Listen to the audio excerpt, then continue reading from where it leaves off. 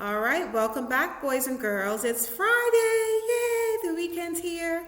So well done on continuing on with your lessons this week. This is the last one, so get your writing books and let's begin. So, I'm skipping over book 4. So today we are going to be looking at book 5. It's called Alfa and Beto, the Biblioburros. Okay, and today's date is Friday, January 8th, 2021. Our word work this morning, we're going to be doing something called compound words. So I don't know if your teacher has taught you about compound words. If she has, it will be a review. If not, you're going to be learning something new today.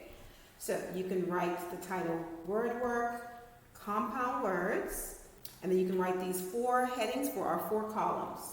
Okay, you can write this word, this word, this word, and this word.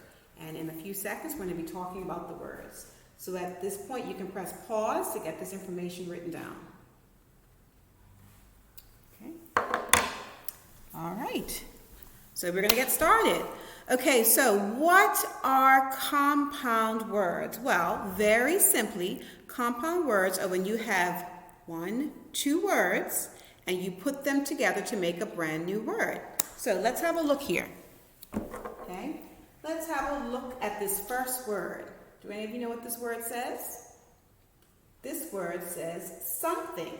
But if you look really carefully, you're going to see 2 words inside of this word. What are the 2 words?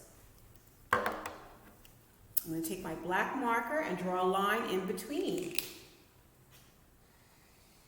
Okay, so the 2 words that we have are some, like I want some breakfast, or thing. What is that thing? So we put them together, we have something.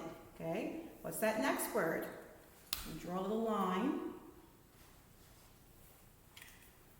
Everyone. So the word is everyone. What's this word?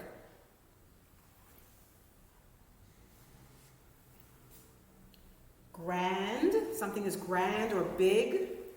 Mother. So the word is grandmother. And this last column, this is going to go for others, other words. Okay, so I'm going to say some words, and I want you to try to write them on the board before I do. Okay, so let me just grab my words. Give me 1 second.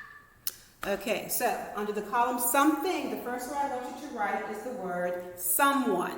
Someone. Like someone is knocking at my door. Okay, Ms. Brown's going to write it as well.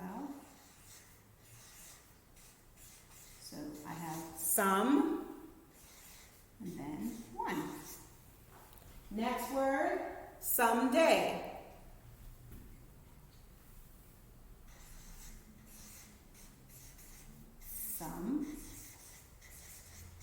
Someday. Next word, somehow.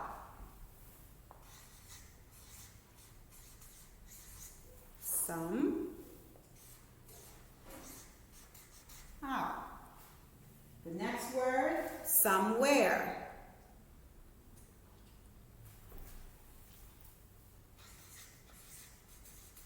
Somewhere.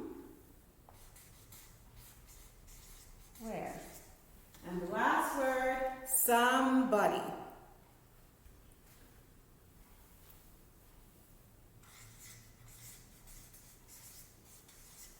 Somebody. Okay? So something, someone, someday, somehow, somewhere, somebody. Next we're going to do the every words. First word, we have everyone. Next I want you to write everybody. Okay? So if you forget how to spell it, look at somebody for help. Everybody. Every day.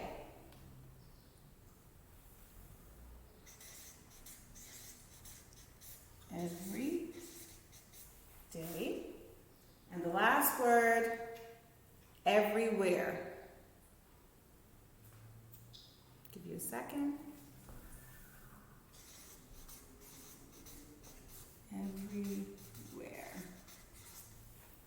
So, everyone, everybody, every day, everywhere. Next, under the grandmother column, grandfather. grandfather. Try to write before I write it.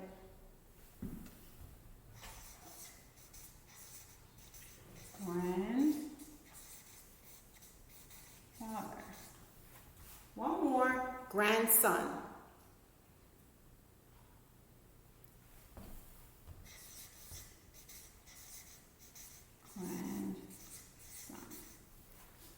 So grandmother, grandfather, grandson.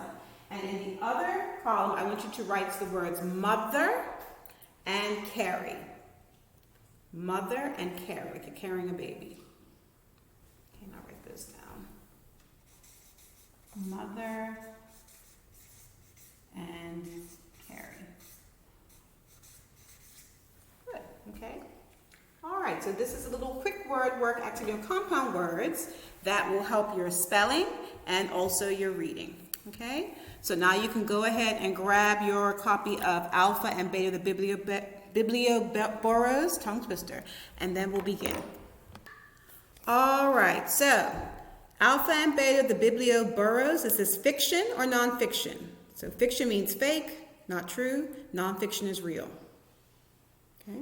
So we can tell it's nonfiction because it has a real photograph on the front. All right. It's going to be an informational book. It has a table of contents. So remember, a table of contents tells us the different sections in the book. So life in Colombia, one teacher and one idea, a visit from Biblioburro, Biblioburro grows, from books to big dreams. Okay, just as a reminder, if you have that CC button at the bottom of your YouTube screen, click on it so that all the words I say will be nice and big on your screen. Okay? All right, so what I want you to think about, well, first of all, let's look at the title. Okay, so you should have read the book already because I gave this to you with the Christmas break. But in the English language, sometimes you get roots of words, parts of words that have meaning. Okay, and if you can know what these different parts mean, it will help you figure out the meanings of big words you've never seen before. So for example, I know that the word biblio deals with books, like a bibliography, okay? And I know that burro is a word for a donkey. I've heard that word before. So even before I read this book, I knew that the Biblioburros had to do something with books and something with donkeys. And then the picture helps me as well because I can see this donkey and I can see this man carrying lots of books. So this is a really cool idea in where Colombia, lots of the children are really, really poor. They don't get to go to school like you do. They don't get to go to the library like you do. And they definitely don't get to have home libraries where they have lots of books and they can read. So this is a really cool idea of a person who got the idea of bringing books to the children where the children weren't able to have access to them. Okay? So what we're going to do is as we're reading this book, I want you to think about compare and contrast. When you compare things, it means that you see how things are alike. So for example, if we were going to compare an orange and an apple, how can you say that they're alike? Well, they're both types of fruit and they're both round. So that's a way to compare them, okay? We can also contrast things. So when you contrast, it means that you try to figure out how things are different. So if we're going to be thinking about an orange and an apple and thinking about how they're different, how are they different? How are an orange and an apple different? Well, for starters, the color. One's red, one's orange.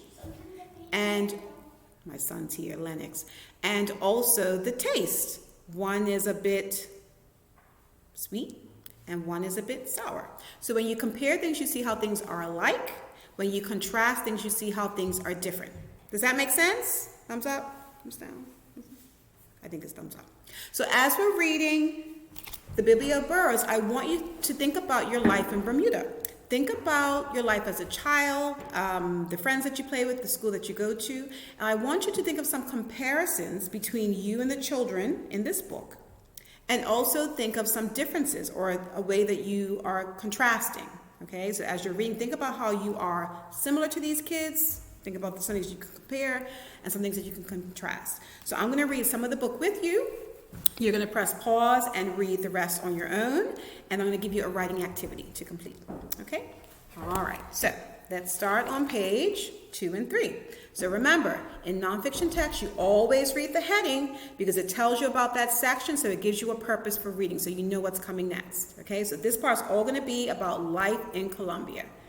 Here we go. Two little burros walk carefully along a muddy trail in Colombia, in South America.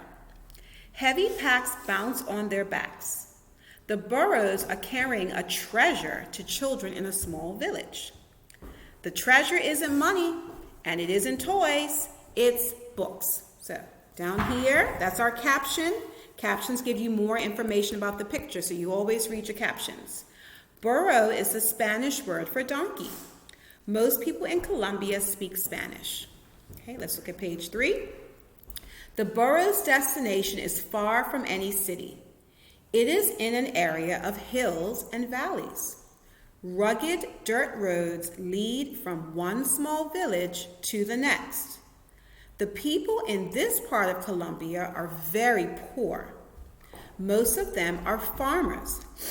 Many of them never learned how to read or write. So I see one contrast already. So you boys and girls, you know how to do something that many people in Colombia never learned how to do. So here we have a map. In nonfiction text, that's a text feature where they normally give you a map to give you more information about the text. So they told us that Colombia is in South America, and now they're showing us a map so that we can see, give us some proximity to where. So I see these different South American countries, and there's Colombia. Okay, so this is a blown up picture of it, and then this kind of shows you how it's connected to the rest of the world. So Bermuda, we're over here somewhere, up here. Okay, page 4. Only some children in Colombia go to school. Many children don't have a school to go to. Others go to school, but it is hard for them to study. Many parents can't read, so they can't help children with their homework. Families may not have money for books, and libraries are too far away to visit. Okay? Luis Soriano shares his love of reading with children in a village in Colombia. Okay? All right, next section. One teacher and one idea. Luis, so in parentheses right here, this is when they show you, and you might have tricky words, they show you how to pronounce the name or pronounce the term. So it's Luis Soriano. So I said Soriano, so I actually said it incorrectly. Luis Soriano, so that's how you pronounce his name, decided to help these children. Luis is a teacher who loves to read. He wanted the children to discover the joy of reading too. But first, the children needed books. Okay. Luis wondered, if children can't go to a library, why not bring a library to them? Luis had 70 books. How many books do you have in your home library? Is it as many as Luis? He also had 2 burros that needed something to do. The burros could be the library. Biblio means book, so Luis named his library Biblioburro. Okay, here's another caption. Luis's moving library is called Biblioburro. Okay, last page I'm going to read with you. Lennox, stop. Twice a week, Luis chooses books to take to children in villages. He loads the packs on his 2 burros, Alfa and Beto. The names Alfa and Beto come from the word alphabet. So, at this point, I want you to continue reading Alfa and Beto, the Biblioburros, and then we're going to do a writing activity after that. Okay, so press pause to continue reading. Okay, so you should have had enough time to finish up Alfa and Beto, the Biblioburros. So I asked you to think about, as you were reading, ways that your lives compared with children in Colombia and ways that your life contrasted or differed. Okay, so I would like for you to do a writing activity. A little bit better, all right? So this is your activity. So writing. Compare and contrast. Remember, I said compare is when things are similar. Contrast is when things are different. Okay.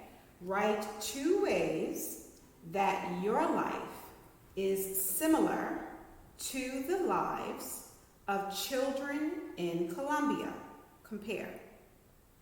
Write 2 ways that your life is different than the lives of children in Colombia. Contrast.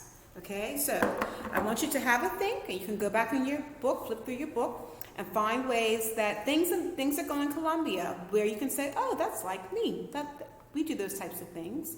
And find ways that your life contrasts, where things are different. You can jot this all down in your writing book. Okay, so I definitely would like to have a look at your writing books over the weekend and see what you've done for the week. So I'm going to try to be at school in the afternoon on Friday. So if your parents can drop off your book at some point in the assembly hall or in the office area, that would be great. So I'll put a message, I'll send an email out as well. Okay, so have a wonderful weekend. Hopefully school will be back soon so I can see you in person. And looking forward to reading your writing books. All right.